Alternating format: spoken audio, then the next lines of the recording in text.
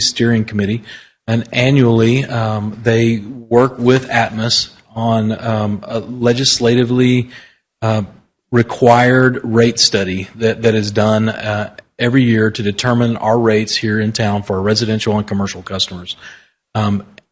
This study is done over a year's time, and then in the next calendar year, the steering committee and Atmos negotiate the terms of that rate increase.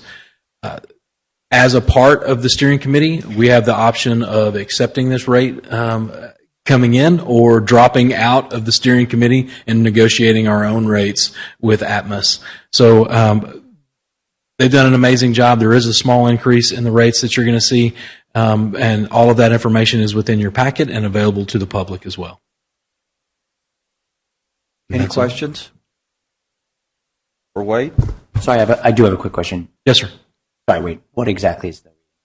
I'm sorry? What exactly is the rate increase? That is a great question. Let me look at my packet real fast. I didn't think anyone would ask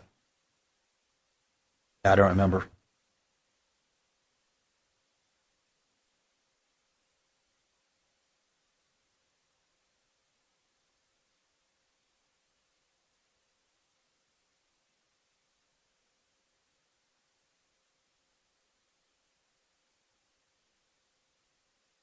Apparently, I've got that page missing in my book, so let me get back with you on that. But that is in the packet for the document.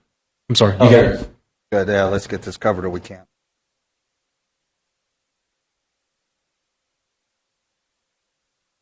This is why Diana is worth every dollar.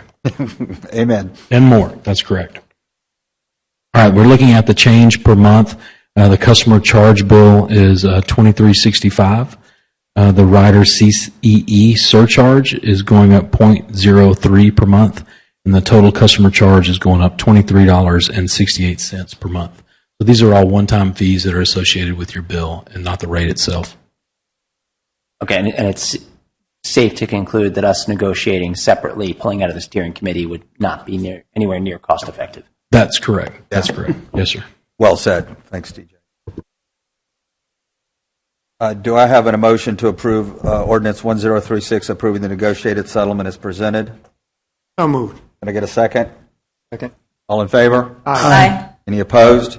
Motion carries. Agenda item H2, discuss, consider. Mayor, lastly, before we move on to the next agenda item, I want to introduce Lee Ferguson. She's our Atmos representative. She's going to come forward and just say a few words. Thanks, yes. Lee, welcome. Hi, thank you, Mayor and Council. Thank you for your consideration and vote for the rate mechanism that y'all just passed. But yes, like Wade said, my name's Lee Ferguson. I have been with Atmos Energy since January as a manager of public affairs, and I cover Northeast Tarrant County and Southwest Denton County. We service the town of Westlake out of our Hazlitt Service Center. And since I started in January, I have not heard one issue come out of the town of Westlake. So no news is always good news. Exactly. And the one pager that Ms. Diana put in front of you is the data for the town of Westlake over the last year. So I just wanted to point out that of the 650 customers here in town that we service, 618 of those are residential and 32 are commercial. And then I need you guys' grace because I should have corrected the dollar amounts. Since 2020, we've spent $850,000 in the town, and then last year we spent $330,000. So those should be flipped. Go ahead. Just because I used to be in the industry. Sure. 650, it's meters, right? I mean, you're serving 2,000 customers in this town.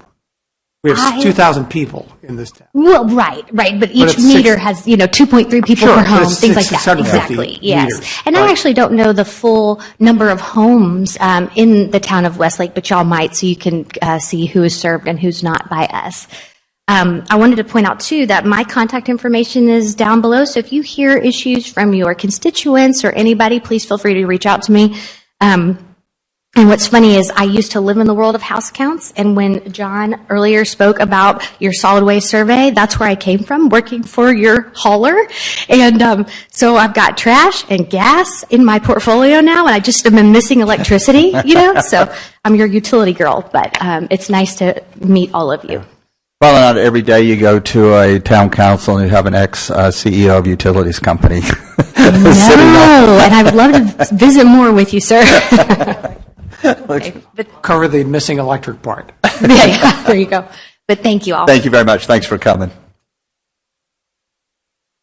Agenda item H.2, discuss, consider, and act regarding ordinance 1031 to adopt amendments to the Town of Westlake's Texas Municipal Retirement System benefit, authorizing 1, annually accruing updated service credits and transfers updated service credits, and 2, annually accruing annuity increases, also referred to as cost of living adjustments, COLAS, for retirees and other beneficiaries. Casey. Hey there, y'all. All right, so the town participates in the Texas Municipal Retirement System, which is a statewide defined benefit plan that has over 900 municipalities throughout the state currently participating.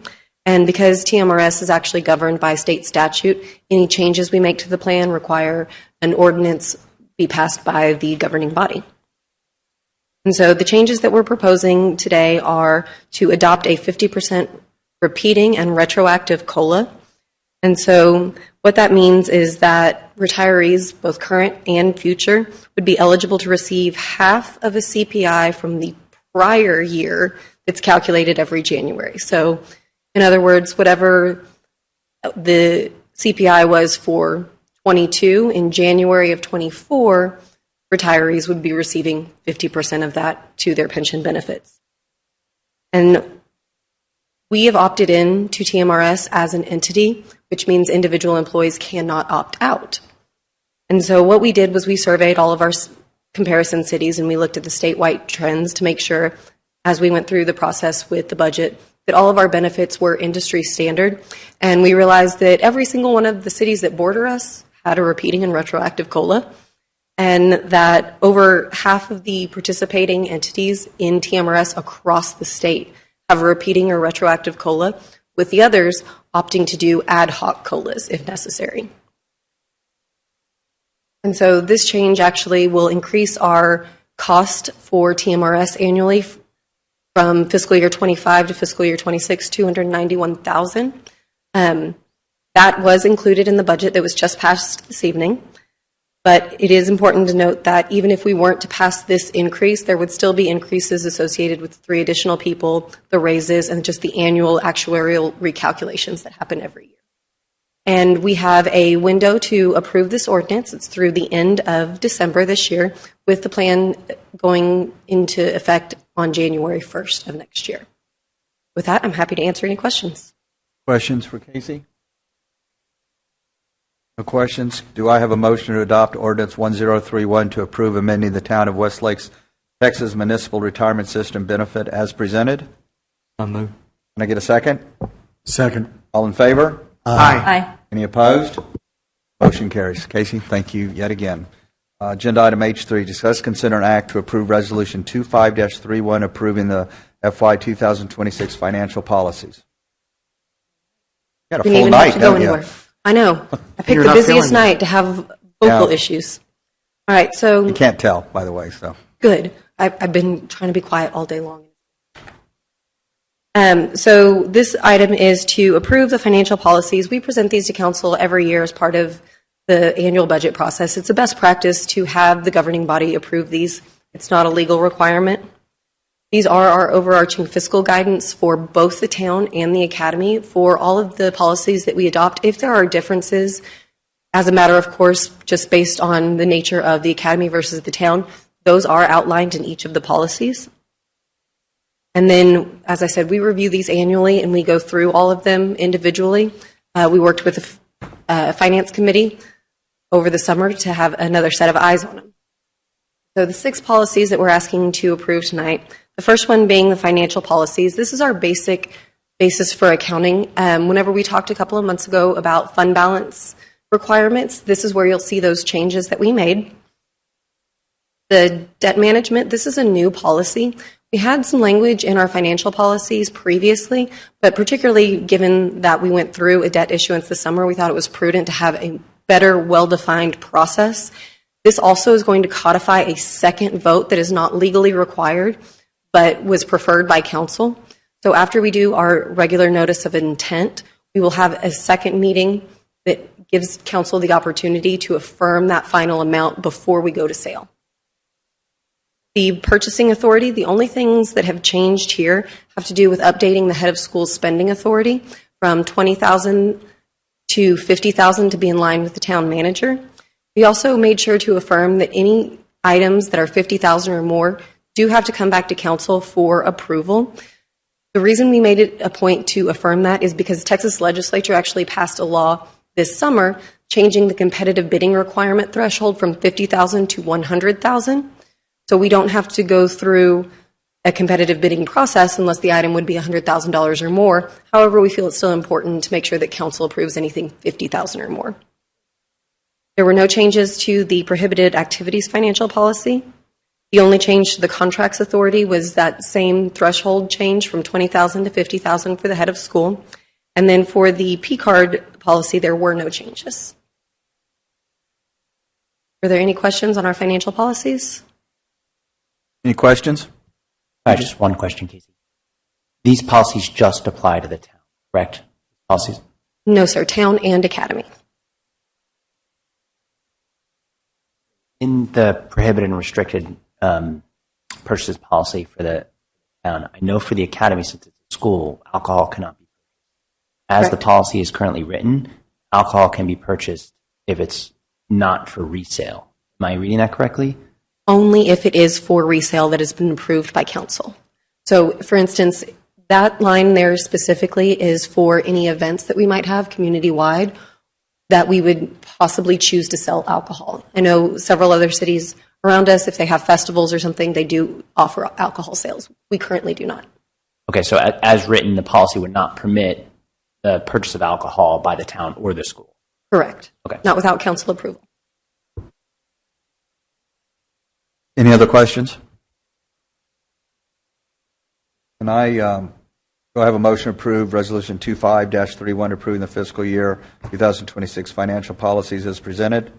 So moved. Can I get a second? Second. All in favor? Aye. Any opposed? Motion carries.